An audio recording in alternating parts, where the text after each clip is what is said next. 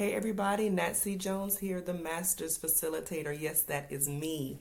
So I'm excited right now because I just had a moment not too long ago, probably a few weeks ago, when I realized that I was not living up to my potential as a follower of Christ, as a kingdom citizen, as a professional, and that there were some mental models that I had adopted over the years that was actually sabotaging my success. And I've learned that there are certain groups of people in society that are, of course, given the short end of the stick, and you're dealt a more difficult hand of cards than others.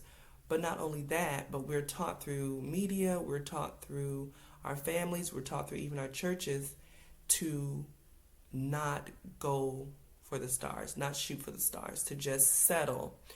And many times, this settling can be confused with holiness. It can be confused with morality, just not wanting much. I'm just going to have my little piece of the pie over here in the corner. Just give me the crumbs, and that's all I need. And you can pick up on it when you have conversations with people who are African American, female, and Christians, people of the faith, because we misunderstand when we read the scriptures. We're not reading it and interpreting it correctly, and we haven't done the research to find out where these ideas come from. Why are these conflicts? Why am I perceiving conflicts in the scriptures? Does God really want me to be poor? Does he want me to be broke? Does he want me to constantly have to depend on other people for my financial well-being? Well, the answer is no. And I'm going on a journey to share this with you so that you understand and can identify the mental models that you've adapted, that you've adopted, and how you can get rid of those mental models and live your life to your fullest potential, the way God would want you to live your life. So I was out having dinner with friends, and it just came to me. I said, you know what? I'm breaking up with being broke.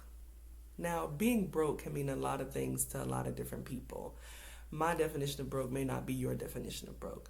I'm a homeowner, a business owner, but as my family grew, I went from having one kid to two to now three. My finances weren't growing along with my family. And so what happens is things get tighter and tighter and tighter. And because we grew up middle class, my husband and I initially thought, we just have to learn how to squeeze blood out of a penny. We got to cut some expenses. We have to do this and do that. But the truth of the matter is we need to pursue creating more income. The best way to do that is through entrepreneurship, especially if you want to build wealth and a legacy of wealth and financial freedom for your family. Well, it can be challenging when you have grown up in the middle class and your parents, neither one of them were entrepreneurs. They worked their fingers to the bone for 30 years and they got a retirement and a pension that is no longer available to our generation. So much has changed over the years from decade to decade. It's not the same economy that it was in the 80s and 90s. And so to build wealth, to have that stability now, it looks different. So we can't do what our parents did. We have to do something different. We have to pay attention to our surroundings, learn how to adjust. Even college, the college degree, the education is becoming more and more obsolete because many times the industries are changing so quickly. By the time you get out of college at 4 years, it's changed and your degree is useless. I went to college and got a degree in architecture. When I got out, there were programs they were using that I didn't learn in school. So I'm not speaking against colleges, but there are other ways that we have to learn how to build ourselves up, educate our children. In this digital era, all the information is right there online. So I was looking back and trying to figure out how I got to this point, the point where I just decided I want to break up with being broke. And because of whatever broke means to me, I don't want it to be so tight. There are things I want to be able to do for my children. There are things and places I want to go, and I don't want to have to save up for a year to do it. I want to create streams of income that make my life easier to live and free up my time so that I can do the work that God has called me to do. Sometimes in church culture, we have been taught that poverty is holiness and poverty brings you closer to God. And I want to start tackling some of those misunderstandings about the scripture as we move forward, because there's so much that you can do in a wealthy financial place to benefit the world, to benefit the kingdom, because you have the right motives and the right foundation. So if anybody should have money, it should be the people of God, because we're going to do the right things with the money. We're going to help other people, and we're going to make the world a better place. So I hope that you're willing to go on this journey with me. This journey reminds me of, I think it was Elisa Nichols that shared in her testimony how she was broke and she was poor and she didn't have diapers for her baby. She was a single mom, and she was looking down at her baby that she had to wrap a towel around because she didn't have diapers, and she promised her baby, I will never be this broke again. Rachel Rogers, I listened to her testimony last night. She was talking about how she was in the bank pleading with the bank owners to cash a $5,000 check because she needed the money so bad. And that day she made a decision. I will never be in a position where someone else stands between me and my finances. And she was pregnant at the time. There's something about being a mom that just shifts your mindset, shifts the paradigm for you.